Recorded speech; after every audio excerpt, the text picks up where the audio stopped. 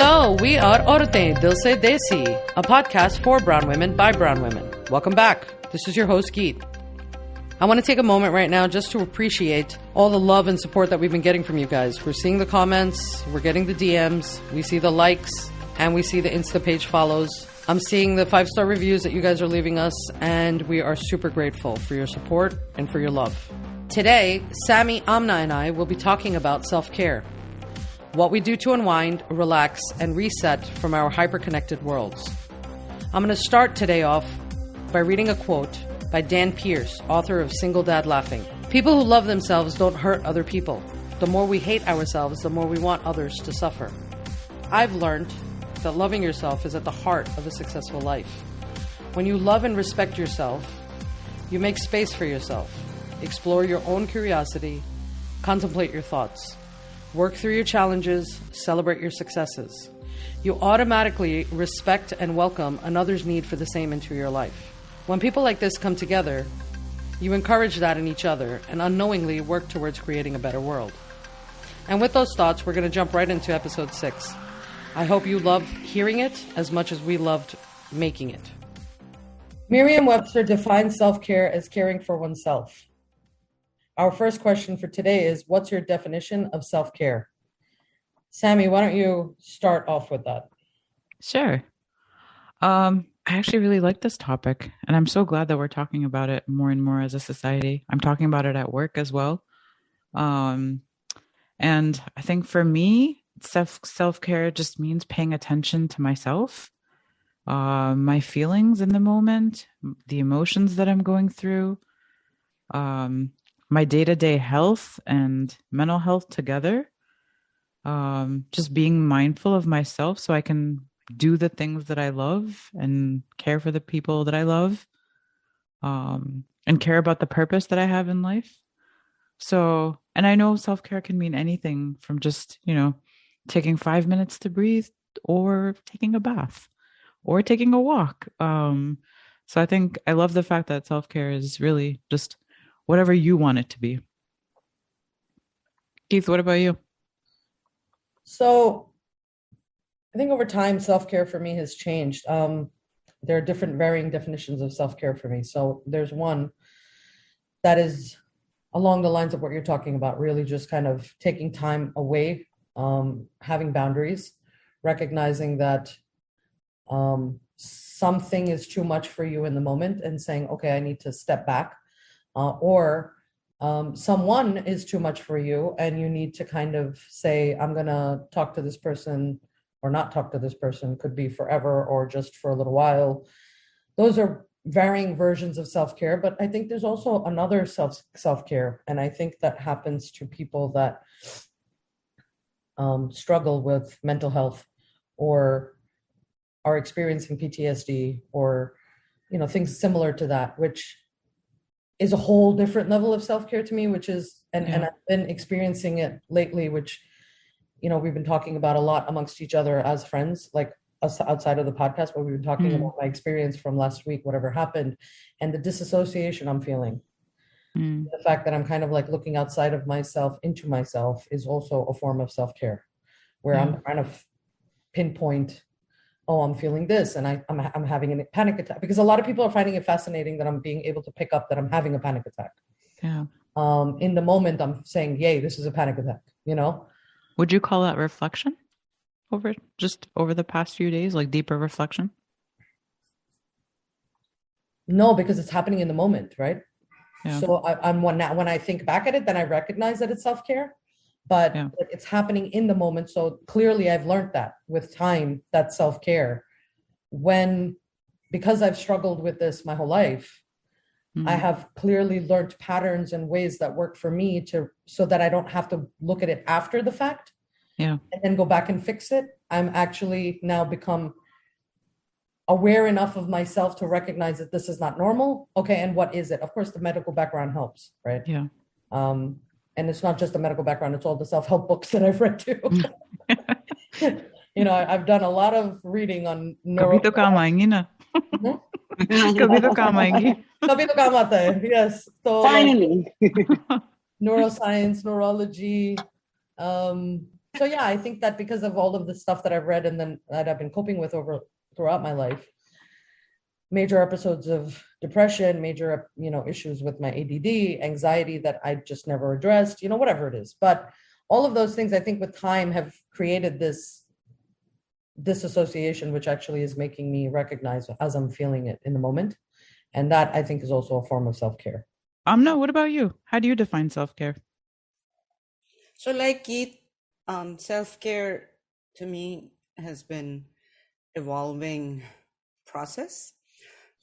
I grew up with my family, my society, my family more so, and also society having no concept of self-care.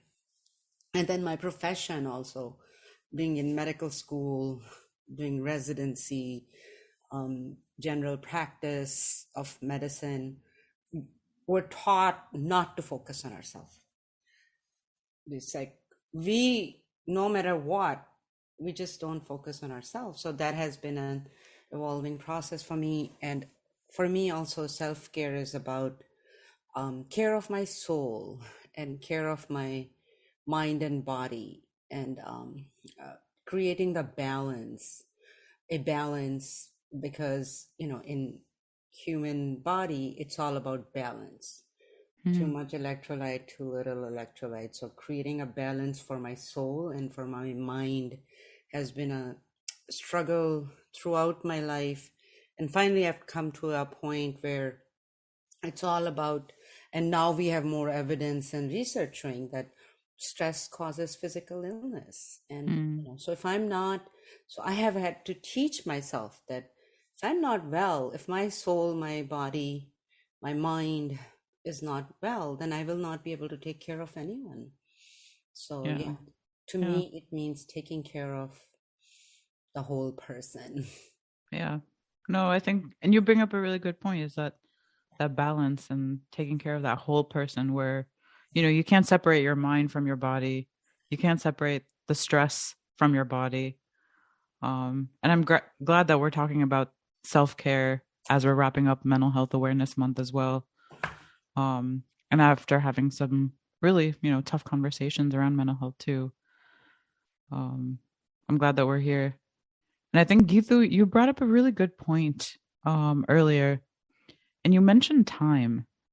So I wanted to take a moment and just recognize how self-care can change over time as well, because you're changing over time, your experiences, people you're around. I just wanted to go back to that and ask you, has self-care increased for you over time as well? Absolutely. Yeah. Absolutely. When I was younger, self-care was not a thing. Being self-sacrificial was a thing. So sacrificing yourself is the way that you're supposed to be. We're obviously going to get into that conversation in a bit. Towards the next couple of questions are probably going to be on that. But so I don't want to give too much away, but no, for me, beginning was self-sacrificial. I was the lamb on the altar of sacrifice. So I was always putting myself up. I came last, everyone else came first. And I, with time, realized that makes me very dysfunctional. I was not doing anybody any benefit by ending up where I had ended up, obviously. And self-care has changed entirely for me now.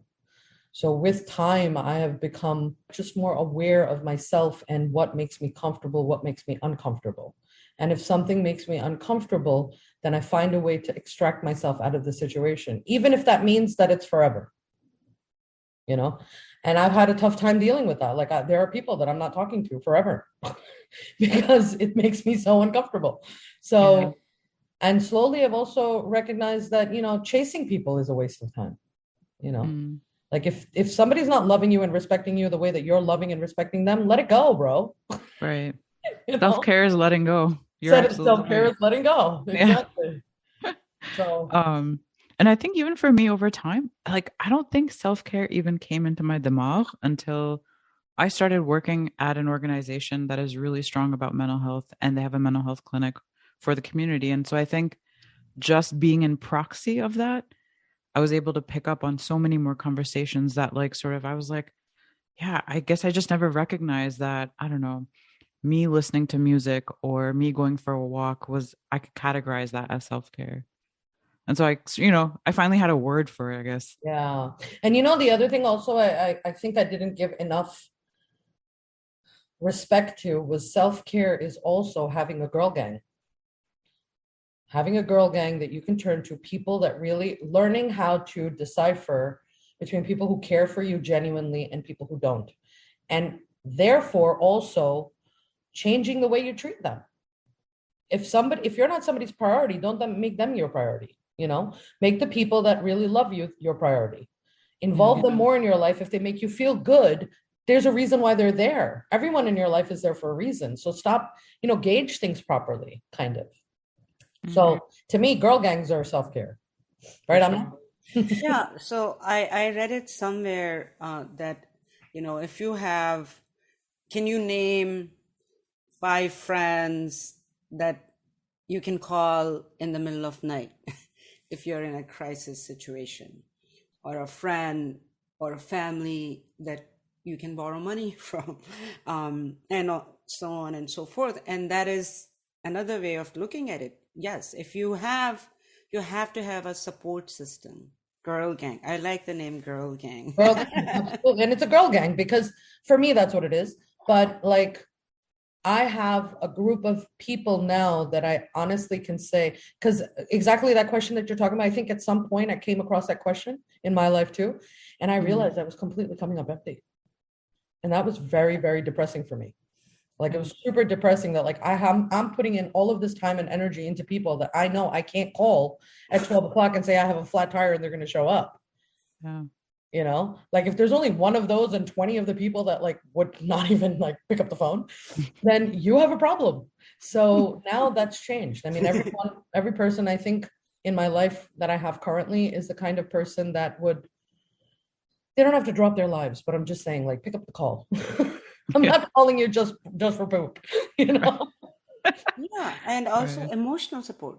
Emotional support, absolutely. I was in Pakistan and I was having a crisis moment about my partner and his Alzheimer's disease, and I was like, what do I do? So I called 2 friends in US and I cried and cried and cried and cried. And now I feel so blessed that I have a huge girl gang around me. Yeah. Gang People of who Auraten. care about you. Aurat gang. Auraten. फिर next time आई movie आने वाली है औरत gang. Aurat gang. I like that. हम ही producer और director होंगे.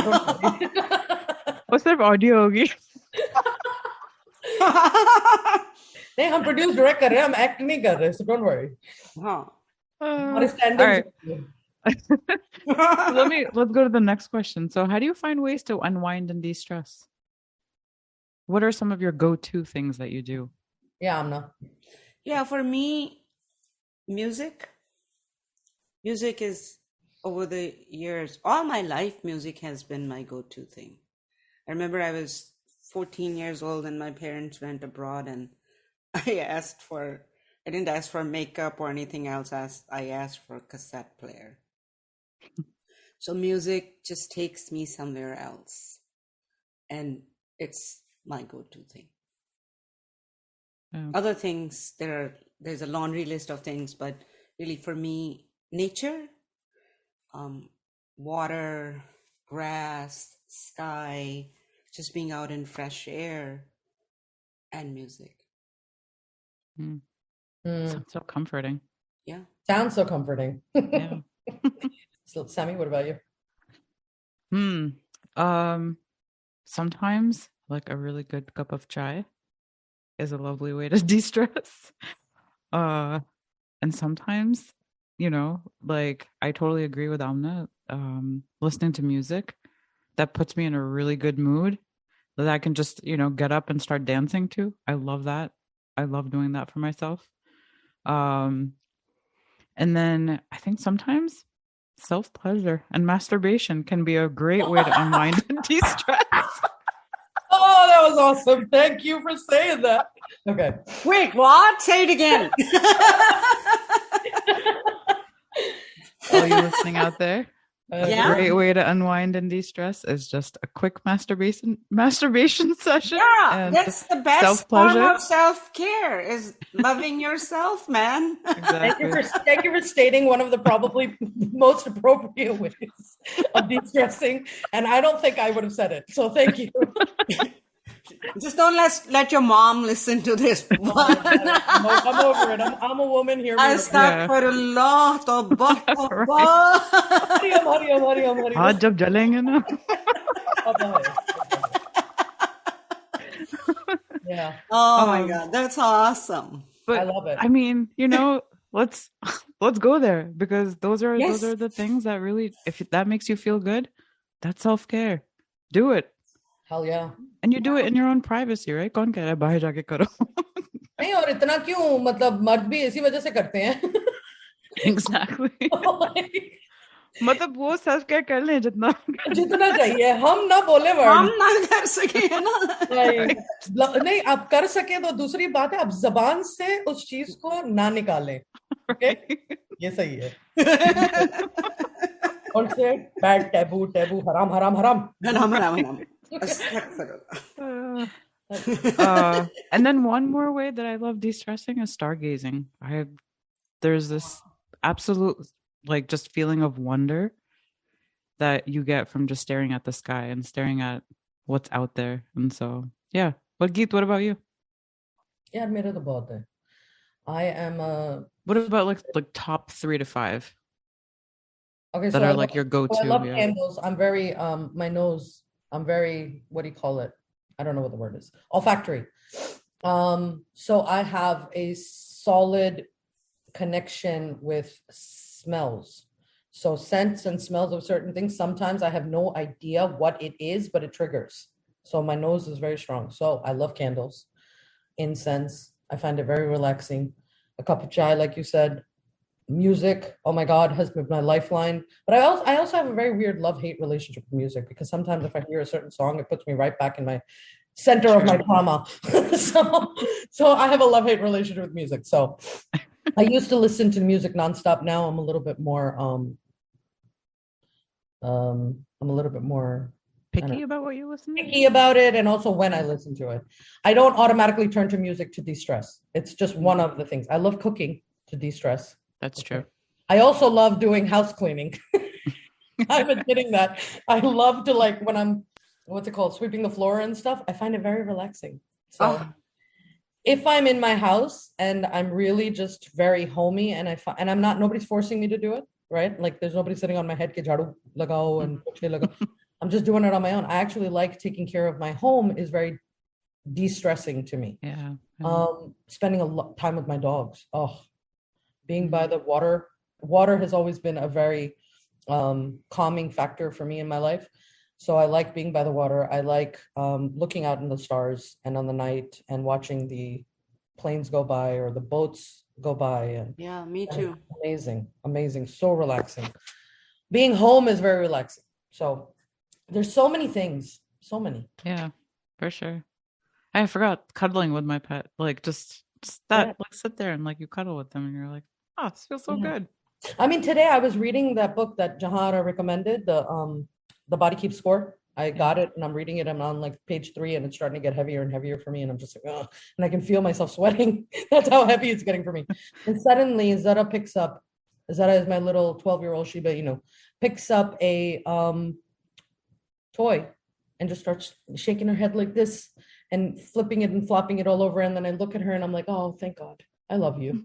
Like I just looked at her and I was like, I love you. Come here. And then I took the toy and I started throwing it. So very distressing. Yeah. Healthy distraction. Taking a bath is very, that's also used to be my go-to. Yeah. Just take a bath and incense, candles. Aromatherapy is very big for me too. Yeah, aromatherapy. I love it. I have certain scents that calm me down the minute I turn them on. Like, yeah, me too. My favorite candle from that place is mahogany teakwood. Ooh, I love jasmine. Bath and Body Works. That's what those are my. I mean, I have one that's really my top line favorite. It's Apothecary white vetiver. I can never say this word. Vetiver. Vetiver. Hmm. Those are like instant calming things for me. As soon as I can smell it in the air, I'm like, Yeah, jasmine is my favorite because, that's a scent from my childhood. yeah. Grew up around jasmine plants. Yeah, all those gajre and stuff in I know. Pakistan. I love It's that. funny. I was talking to my sister too, and we were talking about how cooking is a really good form of like de-stressing after Yeah. work, especially after like a long day of work where you're just staring at the computer. You just want to get up and do something with your hands that's other than typing. Especially in Clicking. this day and age where you're sitting there in front of computers all day long, Right. working remotely and bethe, and now you want to stand up and do something. And cooking is a lot of fun in that way. Yeah. And cooking That's is not my problem. creative. मैं बैठ के काम नहीं करती, but वैसे कि when I cook, I'm not a remote worker, but And neither. Amna, you're right. It is really creative. That's what when I'm really stressed, then I go for something really complicated because then you lose yourself in that. Yeah, because then you're concentrating on the ingredients and like it's something new, and you're like, whoa, and so like right, like when you. And then there's instant gratification, right? And you just are happy to see it. Yeah. It takes a lot of concentration to julienne peppers, man. I gotta say, or julienne. Yeah. जो बचपन में जो डांट पड़ती है ना, प्याज पतली पतली काटो. कितनी मोटी प्याज क्या होती है? Just get in the zone, like पतली पतली काटनी है. And the smell from it too. We're all factory people, so it's like just the smell of cooking is right. And then you add each ingredient, and it like brings off this new smell.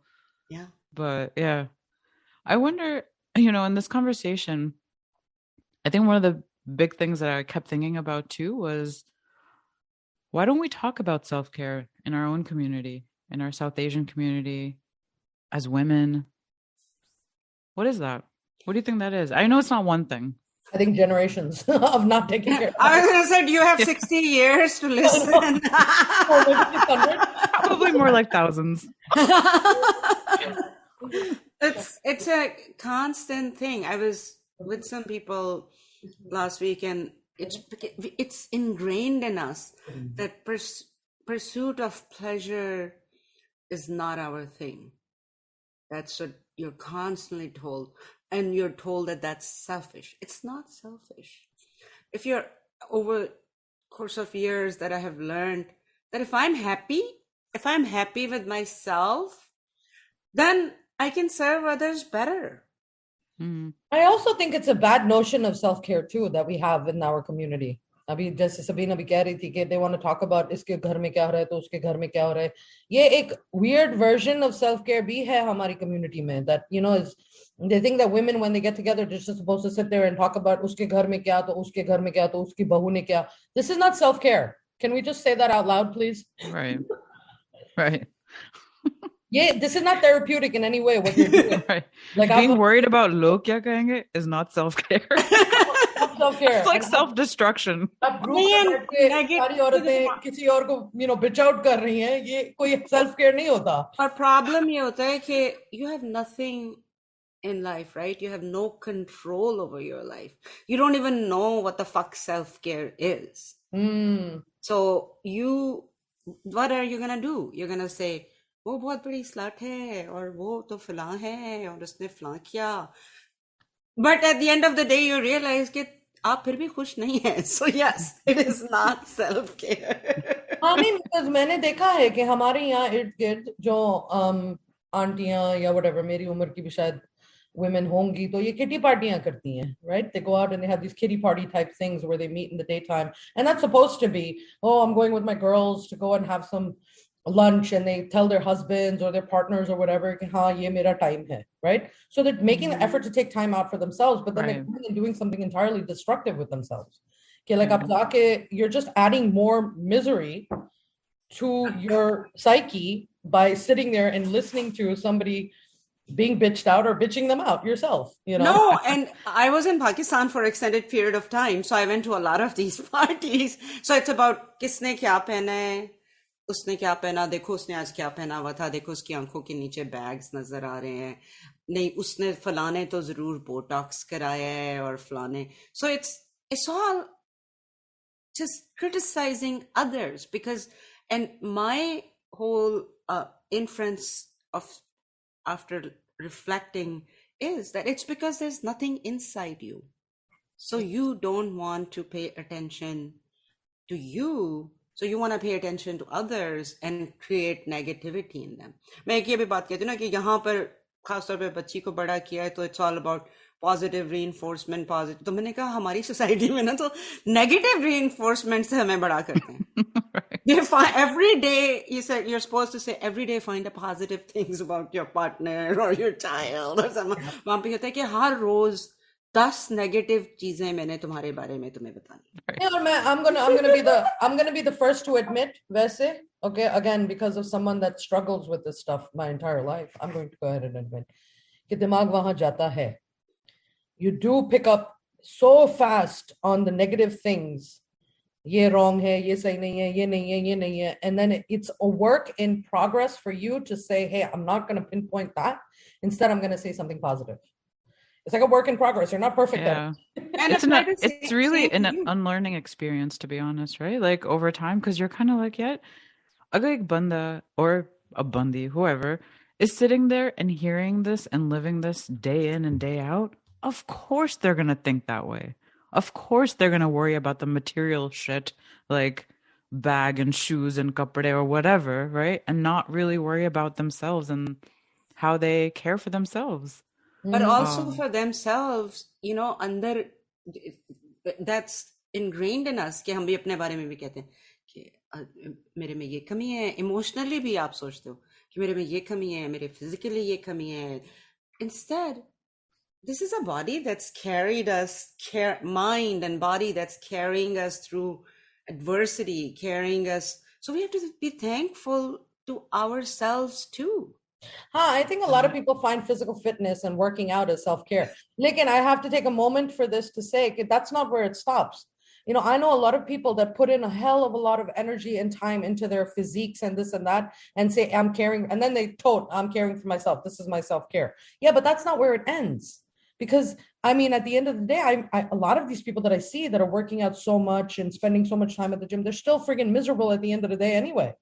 So it's like you're not doing a complete job of like self-care. And I have to admit though, like, or I have to believe that if someone says that as self-care for them, we also got to take their word for it too, right? They must have figured out some way of dealing with the stress that they have. And so I think it's also I think I'm always kind of open to how else are other people taking care of themselves? And what can I kind of do for myself too? We know scientifically endorphins get released when you work out, or yoga is another thing that whenever I do regular yoga, I'm just calmer. I feel like when I was working out and I was going through my massive weight loss, I feel like it was a Band-Aid. You know, like it was because the endorphins were releasing, it was kind of making me feel better, but it wasn't really helping me resolve the underlying problems. Yeah. So the resolution isn't there, but the Band-Aid is there. And so is it a complete version of self-care?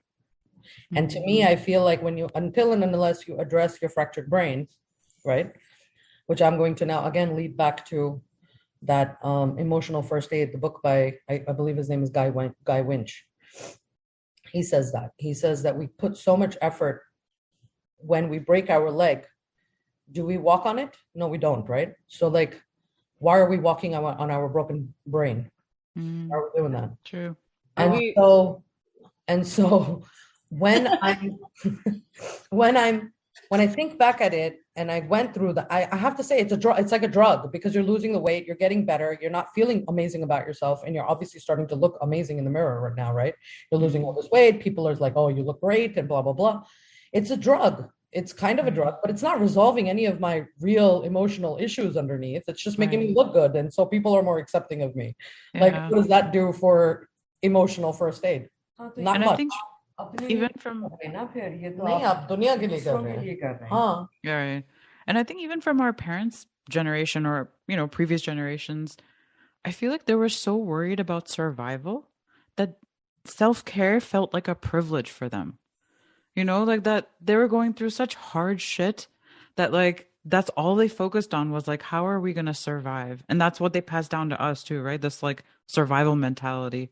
That's actually a really good point. But now we're sort of like in another environment in America where we are talking about mental health a lot more than we used to. And so now we're sort of going from the survival mode to going, you know what? I have the privilege of having a job and having all these things in my life now. How do I now turn to myself and take care of myself now? I remember having this conversation with my father very many years ago. I can't remember how long, but it was a bunch of years ago, where he said to me, this is an American problem that you guys have, talking about things all the time. Yeah. An American thing. Hamare yahan nahi hota ye. And I never had the time to do all of this stuff. Like, how do you have the time to do all of this stuff?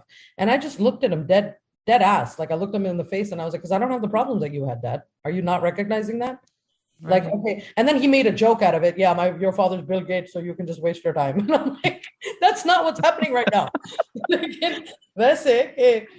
No, like you're in a better position. So therefore I was born in a better position. Right. So I don't have to waste my time on that. I'm not waste my time. Sorry. I don't mean that it's a waste of time. What I mean is that I'm not thinking about, my mind is completely occupied from something else because my mind is not occupied with survival. Right. Now my mind is thinking about entirely something different.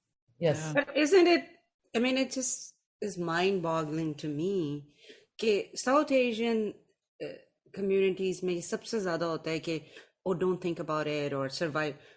We come from thousands of years of wisdom. I mean, isn't that what Yoga Sutras are? Isn't that what Buddha said? Isn't that what we're supposed to slow down? We're supposed to just connect our mind and our body to the emancipation path, and we're not supposed to think about, I think it's somewhere down the line, it's maybe colonialism or something, that it just changed our philosophy.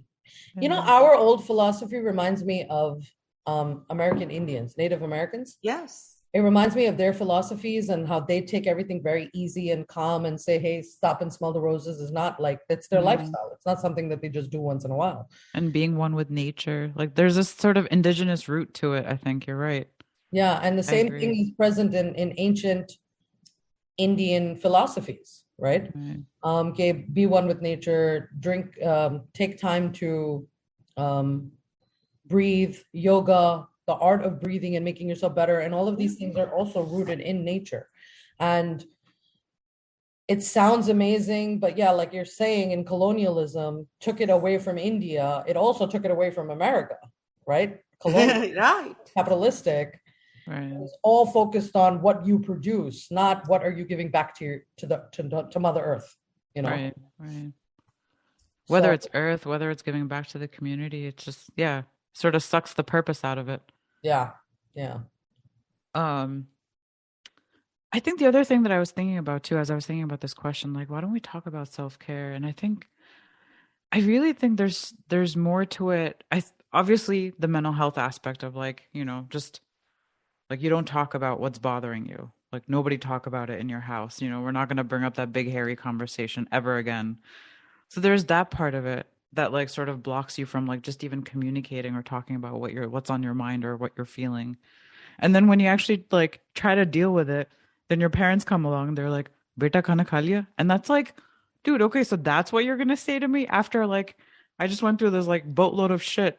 You just want me to eat, and that's like their form of self-care, right? Like they just want us to like be fed. Actually, I do that to my daughter. Like, and another young friend of mine said, you mothers, you just like, I say, I broke up with my boyfriend, I did this, और माँ का जवाब होता है, खाना खाया? तू खांदी कुछ नहीं? I think this is such a mom thing. Yeah.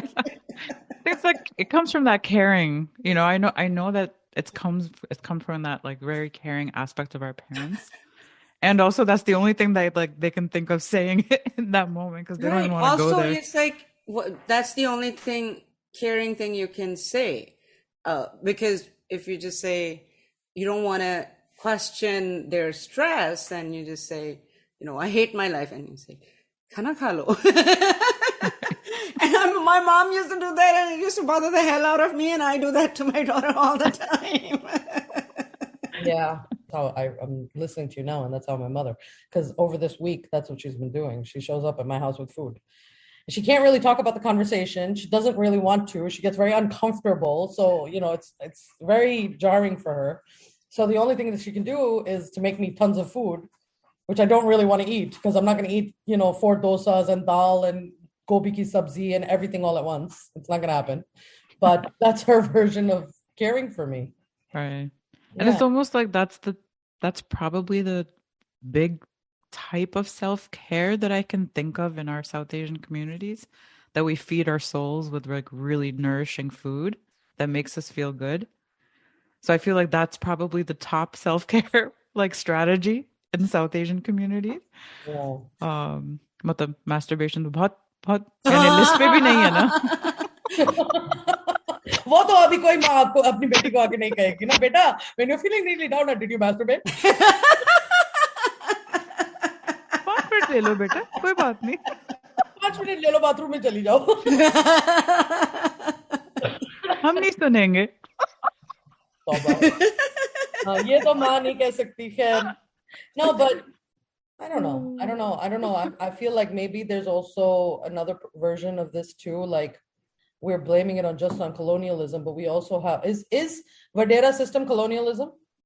Yeah, it was brought in by and it was probably exacerbated by the colonialism. I think it was already there, but it just got worse because everything was being divided. Land was being divided, right? So I don't know if you've ever seen, like, very finitely, if you like really think about what system is. The Vadera, the landlord feudal lord system. Yeah. It also doesn't allow space for self-care, right? It doesn't allow space for self-education. It doesn't allow space for, so it's a very kind of problematic way of thinking. Right. I think it's in a man-focused society, men-run society. They don't want anybody else to become aware enough. And that's general society anyway, I read right? a book. I've read several books about subcontinent history, and British brought the system because before that, when there was Mughal Empire, nobody owned the property except for the king. So when British came here, or they were the major colonists. So they then created this class of landlord owners, the Sayyids, the Vaderas, and then Zamindars. And the whole idea was that they will give them the land and then they will suppress others. So they won't look like suppressors. Your own people will be suppressing you. So anyway, I think we're going off topic, but no, we're not, because it's still staying on self-care, on the broader topic of self-care. Why don't we talk about it? Right. And I think it does have to go back to colonialism, and I think it's not in the best interest of the system for us to be self-aware, self-caring individuals. Yeah, I believe that. Yeah, I believe, because it takes your mind away and attention away from like the politics and the economics and all the things that affect you as like a person just trying to make a living. Right. Capitalism. If you're a self-aware person, you're not swayed by the commercials that you're looking at. I'm pretty confident the way that I am. So because I'm self-aware, because I'm healing my mind or whatever. So I don't need to look at this perfect size 0, red lipstick lady with blue eyes and blonde hair and feel like, I'm a jerk for existing. They're not convincing me anything anymore. Because it's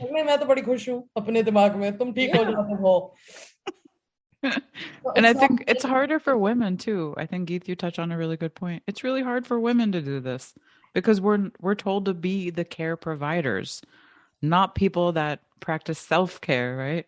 We're always giving, but we have to also like learn how to take for ourselves. Oh, very important. So I think it's hard for it's harder for women, but in this society of social media and all focus on yourself, it's hard for men too. The baldness, especially in South Asian society. Yeah, but what's not hard for men? To take time away. If they really want to go and for sure take care of themselves, it's totally socially acceptable for them to say, hey, I'm spending 2 hours at the gym. But a woman, it's not okay for her to do that because who's taking care of the baby or who's taking care of dinner I or know. who's taking care of whatever. Right. So Right. in that sense, I think it's easier for men. I agree that social media sucks for everybody, man or woman, doesn't matter. But I think it's easier in our especially in the South Asian community, men get to take time off a lot. Yeah. Yeah. They don't walk around with the responsibilities of running the house. If the kid's not doing homework or not doing well in school, the mother's the one that's getting.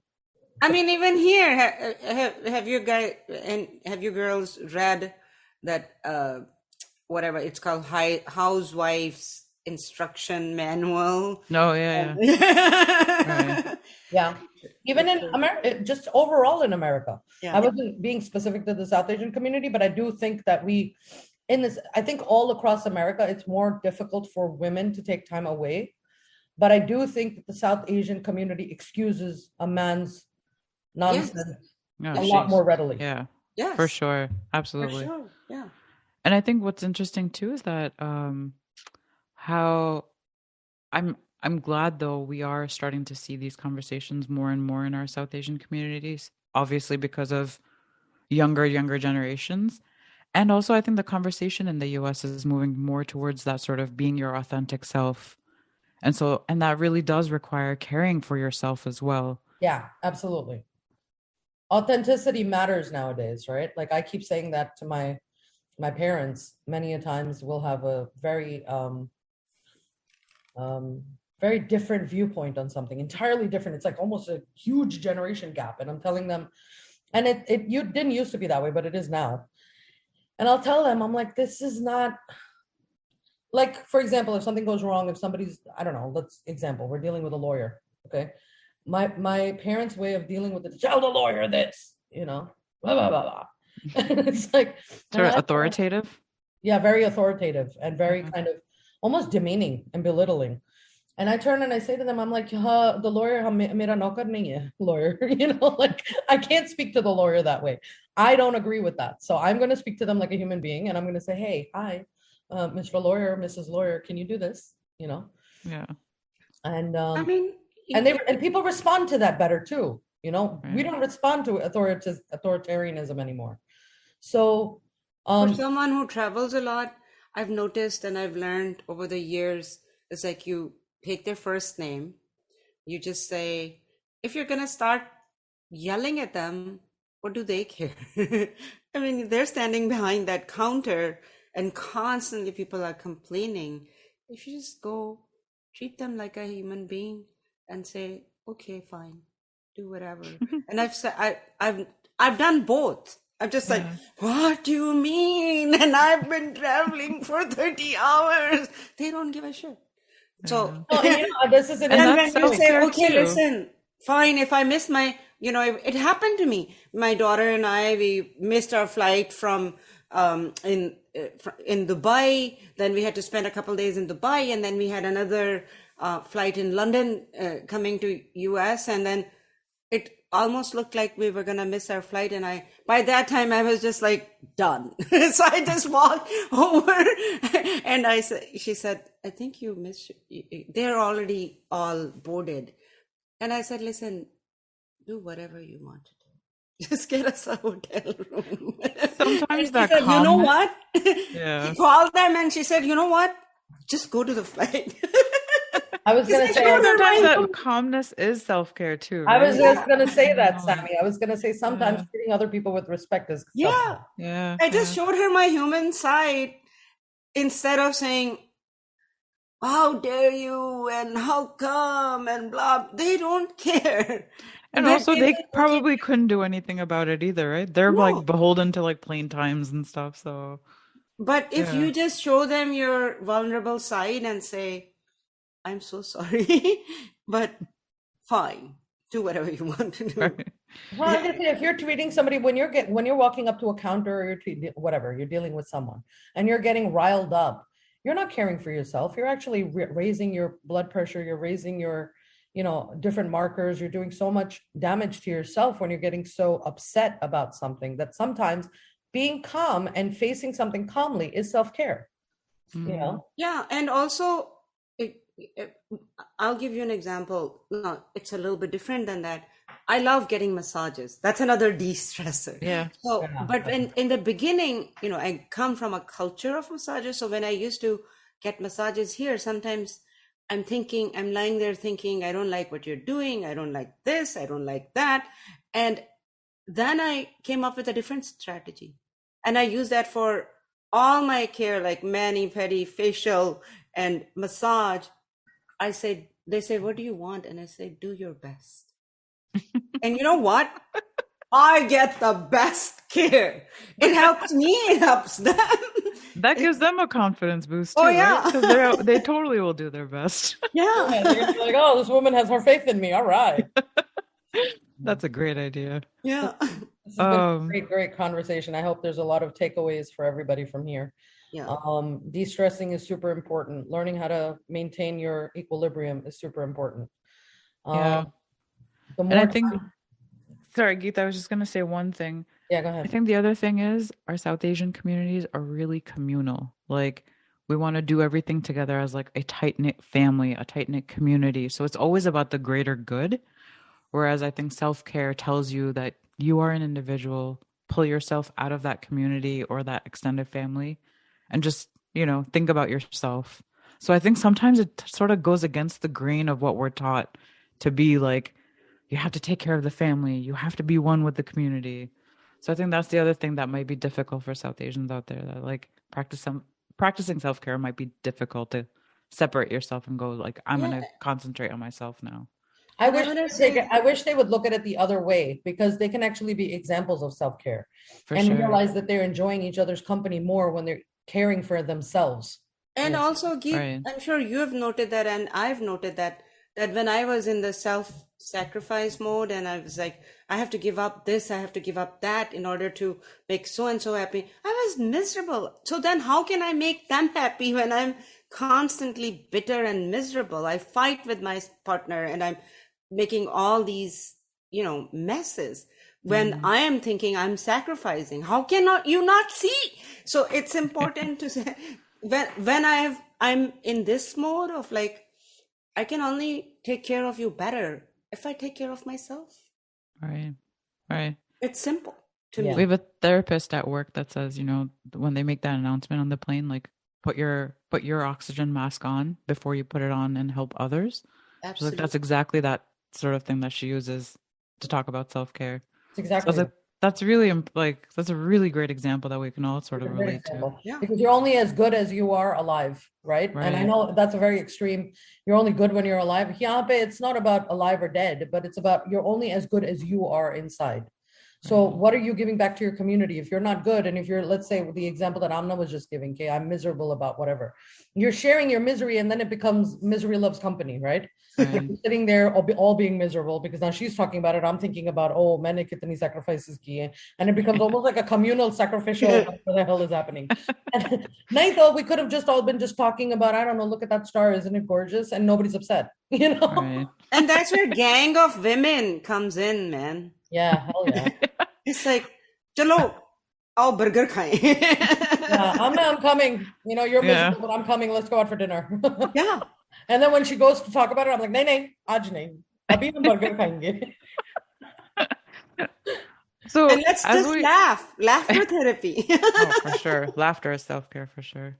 Yeah. So as we wrap up this conversation, what's one more self-care strategy that you want to leave listeners with as we're talking through this? There might have been like plenty that came to mind, right? I think I know for me, the one more that like has been really important in recent years for myself is sleep. Just getting enough sleep every night. Getting 8 hours, at least 8 hours every night. Yeah, me and Amna suck at that. That's why we're both shaking our heads.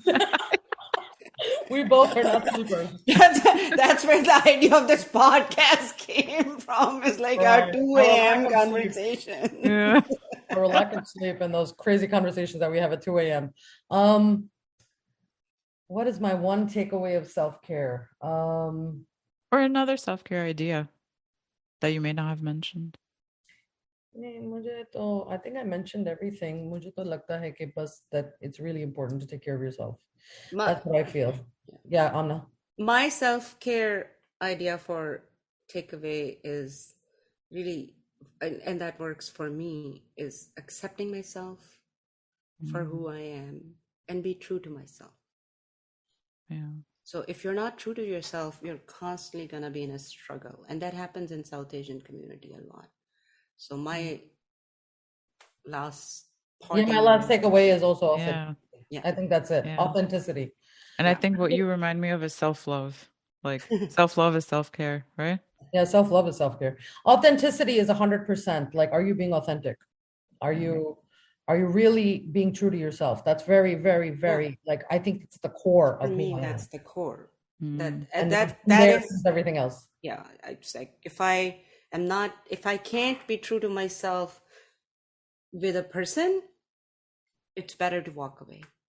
Right. Yeah.